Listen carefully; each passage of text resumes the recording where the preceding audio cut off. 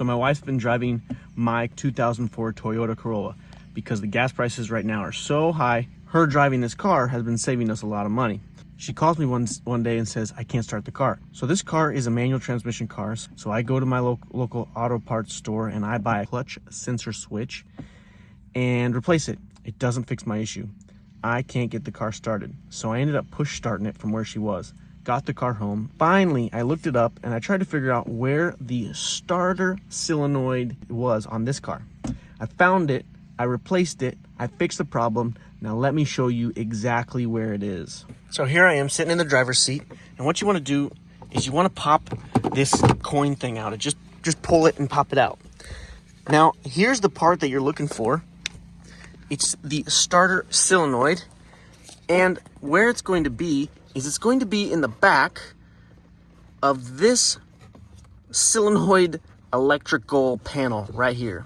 I'm gonna point to the new one so you can see it right here.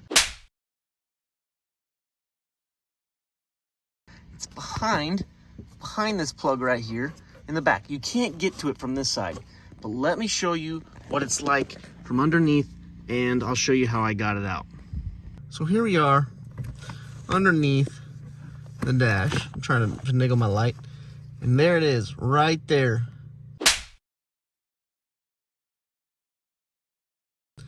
It's so tight under there that you can't really get your hands or your finger under there. But what I did was I just used a screwdriver to pry it out. Put a screwdriver right here and just pop up, and that pops right out.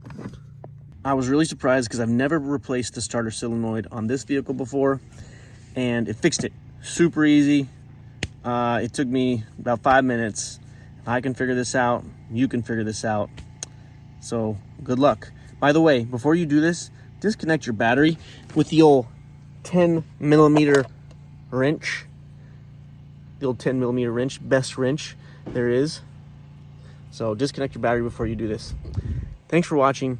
Remember, if I can do this, you can do this. Good luck.